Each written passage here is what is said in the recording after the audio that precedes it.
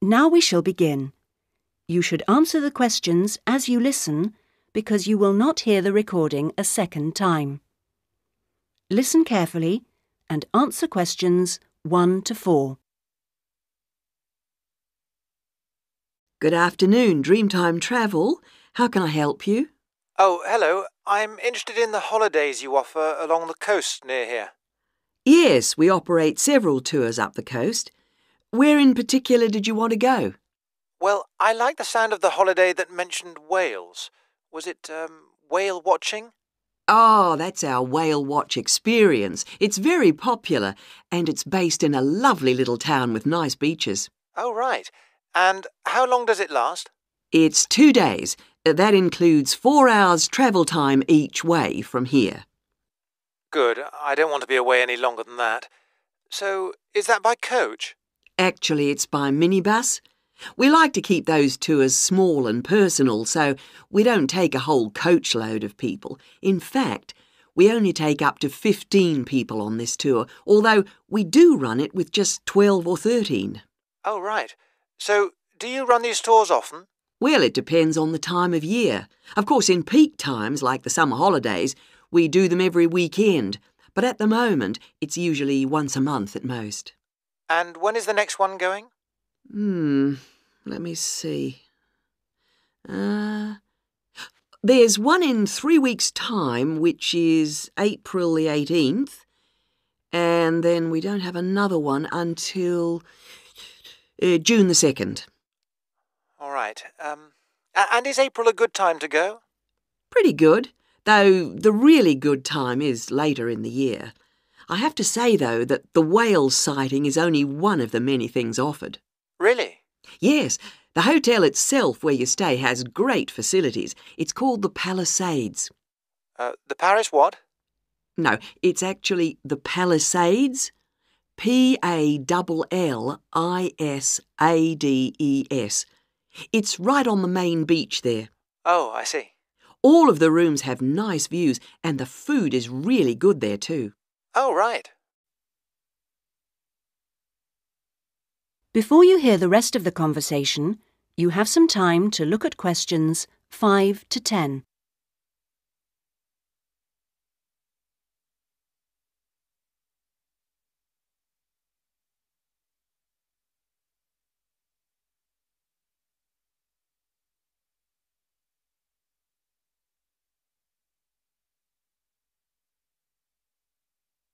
Now listen and answer questions 5 to 10.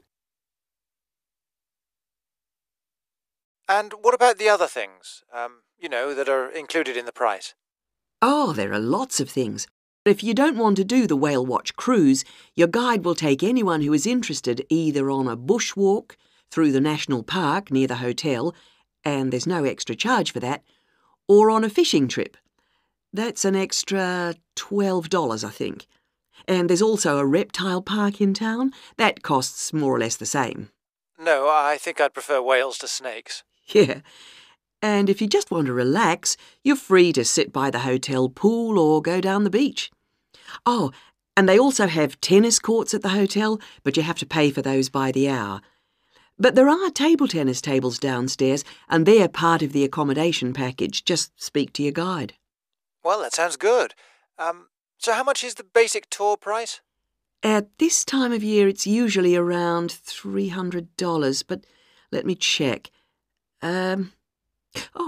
It's actually $280. And the next tour, are there any places on that one? How many people is it for? There are 2 of us. Yes, that should be fine. Can I just mention that we require all bookings to be made at least 14 days before you travel to avoid cancellations of tours? And if you cancel within 7 days of departure, you will have to pay 50% of your total booking. OK. And you also need to pay a 20% deposit at the time of booking. Can I pay that by credit card? Yes, you can. All right, what I'll do is I'll talk to my partner and get back to you. Fine. So I'll make a provisional booking, shall I? 2 for the whale watch experience. Let me issue you with a customer reference number for when you call back. Do you have a pen? Yes. OK. It's 39745T. That's T for Tango. When you call back, ask to speak to the tour manager. That's me, Tracy. Fine, I will. That is the end of section 1. You now have half a minute to check your answers.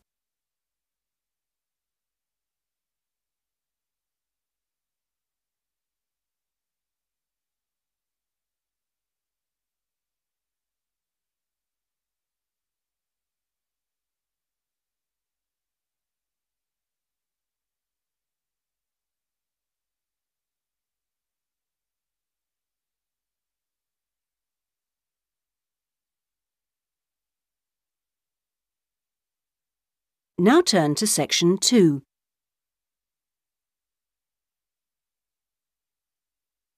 Section 2. You will hear a radio programme giving parents advice about buying cots for their babies to sleep in. First, you have some time to look at questions 11 to 17.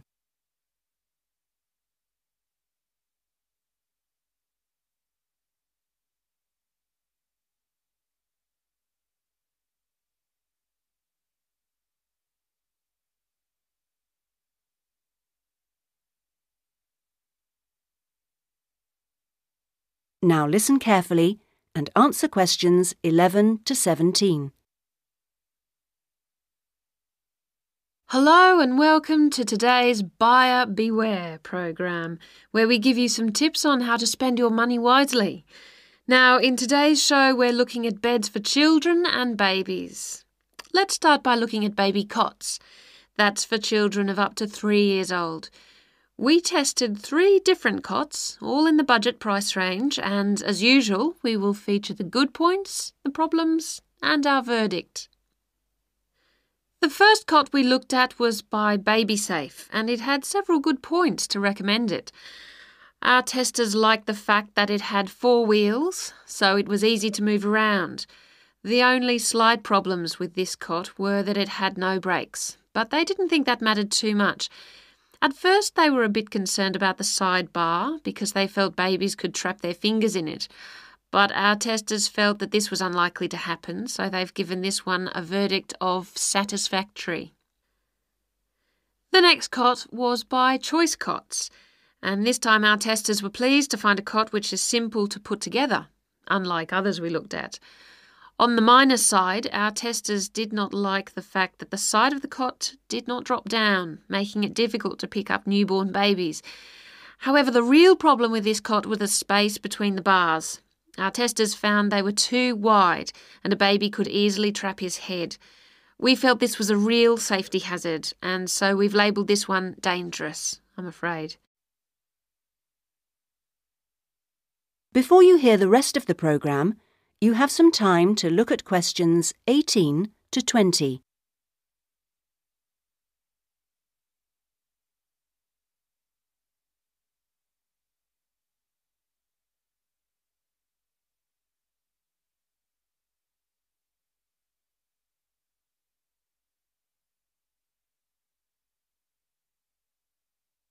Now listen and answer questions 18 to 20. And finally, better news for the Mother's Choice cot. This cot was slightly different in that although the sidebar did not drop down, the base could be raised or lowered into 2 different positions, making it safe as well as convenient. The negatives for this one were quite minor. The only niggle everyone had was the fact that it has no wheels, and the only other problem anyone could find was that there were pictures, which were simply stuck on and so could easily become detached. The makers have now promised to discontinue this practice. As this cot will then be safe in every way, we have made the Mother's Choice cot our best buy. Congratulations, Mother's Choice. So, what features should you look for in a baby's cot? Well, obviously, safety is a very important factor, as well as comfort and convenience. We recommend that if you are buying a cot, do make sure that any metal present is not rusted or bent in any way. You should ensure your cot has only rounded or smooth edging without any sharp edges. This is especially important for wooden cots. And now on to beds for toddlers. That is the end of section 2. You now have half a minute to check your answers.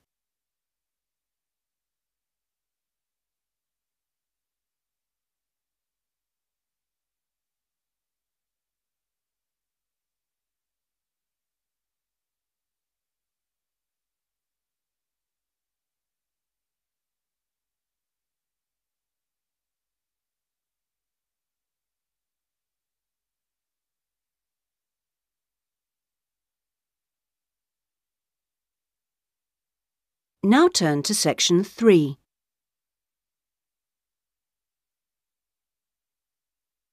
Section 3. You will hear a conversation between a student, Andrew, and a student advisor, Monica, about a diploma course. First, you have some time to look at questions 21 to 25.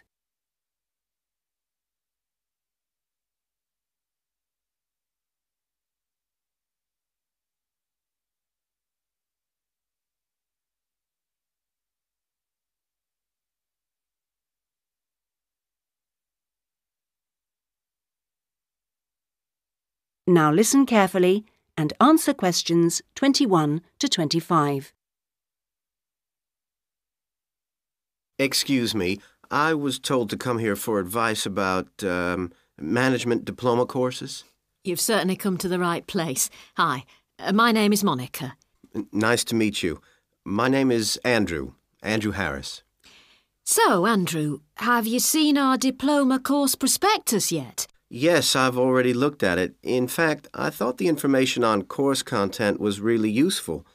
But I'm afraid I'm a bit confused by all the different ways you can do the course. Full-time intensive, part-time, and so on. Mm-hmm. Well, let's see if I can help. I think each course type has its advantages and disadvantages, so it really depends on you, your own study habits, and your financial circumstances, of course. Are you working at the moment? Yes, I've been working in the administration section of the local hospital for the last 3 years. Mm-hmm. And before that, I worked in the office of a computer engineering company for 2 years. So I've got about 5 years of relevant work experience. Mm-hmm. And what I'm hoping to focus on is personnel management. I see. And are you planning to leave your current job to study, or are you thinking about just taking a year off? I want to know what my options are, really. I don't want to quit my job or anything, and my employers are keen for me to get some more qualifications, but obviously it would be better if I could do a course without taking too much time away from work. Right. So you don't really want to do the full-time course, then? No, not really. It's also a question of finances. You see, my office have agreed to pay the cost of the course itself, but I would have to take unpaid leave if I want to study full-time, and well, I don't think I could afford to support myself with no salary for a whole year. OK. Well, you have two other possibilities. You could either do the part-time course, that would be over 2 years, and you wouldn't have to take any time off work, or you could do what we call a modular course. You could do that in 18 months if you wanted, or longer. It's quite flexible, and it would be up to you. So what does the part-time course involve? For that, you would join an evening class and have a lecture twice a week. Then you'd have to attend a seminar or discussion workshop 1 weekend a month. What kind of coursework would I have to do? Well, it's a mixture. You'd be expected to write an essay each month, which counts towards your final assessment. You have a case study to do by the end of the course, which might involve doing a survey or something like that. And also you need to hand in a short report every 4 weeks. So that's quite a lot of work then, on top of working every day. It sounds like a lot of studying, and really tiring. Yeah, you certainly wouldn't have much free time. Before you hear the rest of the conversation, you have some time to look at questions 26 to 30.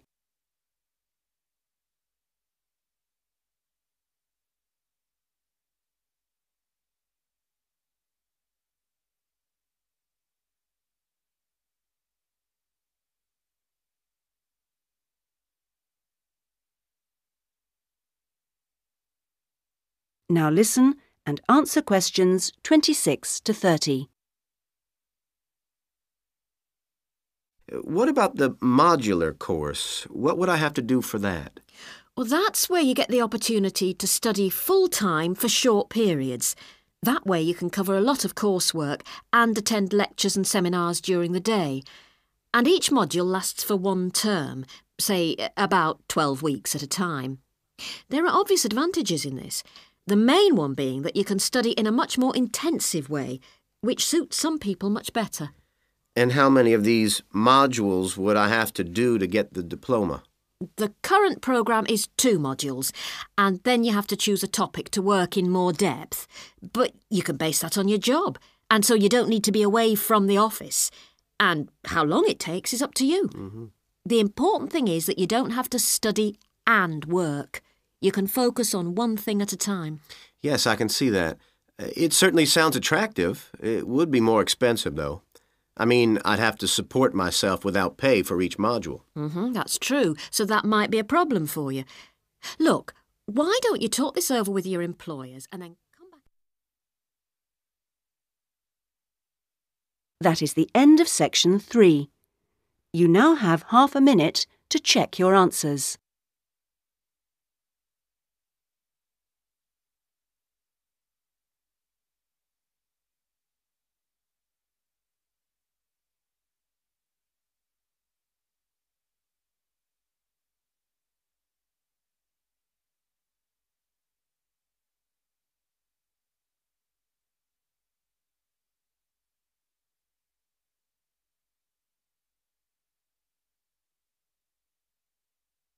Now turn to section 4.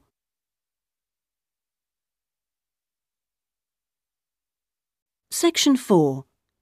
You will hear part of a lecture given by an economist about North American women's attitude to money and saving. First, you have some time to look at questions 31 to 40.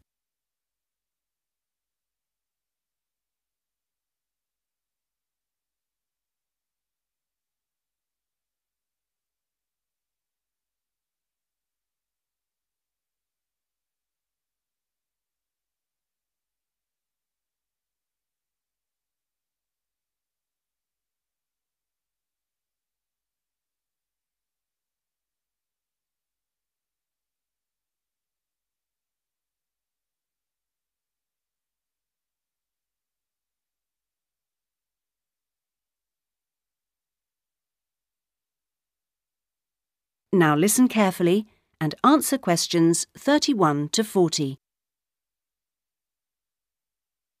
Okay, so we've been looking at the attitudes of various social and cultural groups towards the management of their personal finances, how important they feel it is to save money, and what they save their money for. One aspect that we haven't yet considered is gender. So if we consider gender issues, we're basically asking whether men and women have different attitudes towards saving money, and whether they save money for different things. Back in 1928, the British writer George Bernard Shaw wrote in his Intelligent Women's Guide to Socialism and Capitalism that a man is supposed to understand politics, economics, and finance, and is therefore unwilling to accept essential instruction. He also said, a woman, having fewer pretensions, is far more willing to learn. Now, though these days people might question a lot of the assumptions contained in those statements, recent research does suggest that there are some quite fundamental differences between men and women in their attitudes to economic matters.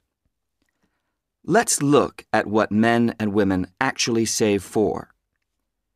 Research studies of women in North America have found that women are far more likely to save for their children's education, and they are also more likely to save up in order to buy a house one day. The same studies have found that men, on the other hand, tend to save for a car, which, by the way, takes a surprisingly large amount of the household budget in North America. But the other main priority for men when saving money is their retirement. When they're earning, they're far more likely to put money aside for their old age than women are. Now, this is rather disturbing because, in fact, the need for women to save for their old age is far greater than for men. Let's consider this for a moment. To start with, it is a fact that throughout the world, women are likely to live many years longer than men, so they need money to support them during this time. Since women are likely to be the ones left without a partner in old age, they may therefore have to pay for nursing care because they don't have a spouse to look after them. Furthermore, the high divorce rates in North America are creating a poverty cycle for women. It is the divorced women who will most often have to look after the children, and thus they need more money to look after not just themselves, but others.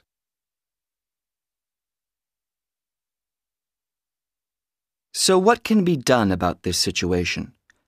The population in North America is likely to contain an increasing number of elderly women. The research indicates that at present, for women, it takes a crisis to make them think about their future financial situation. But of course, this is the very worst time for anyone to make important decisions. Women today need to look ahead, think ahead, not wait until they're under pressure. Even women in their early 20s need to think about pensions, for example, and with increasing numbers of women in professional positions, there are signs that this is beginning to happen. Then research also suggests that women avoid dealing effectively with their economic situation because of a lack of confidence. The best way for them to overcome this is by getting themselves properly informed so they are less dependent on other people's advice. A number of initiatives have been set up to help them do this. This college, for example, is one of the educational institutions which offers night classes in money management, and increasing numbers of women are enrolling on such courses. Here, they can be given advice on different ways of saving. Many women are unwilling to invest in stocks and shares, for instance, but these can be extremely profitable. It is usually advised that at least 70% of a person's savings should be in low-risk investments. But for the rest, financial advisors often advise taking some well-informed risks. Initiatives such as this can give women the economic skills and knowledge they need for a comfortable, independent retirement. The increasing proportion of elderly women in the population is likely to have other economic consequences. That is the end of section 4.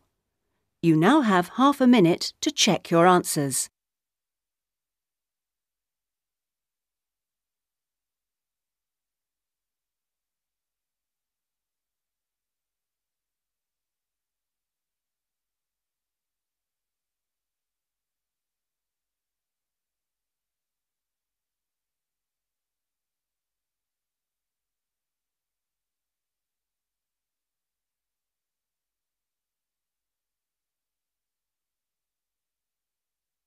That is the end of the listening test.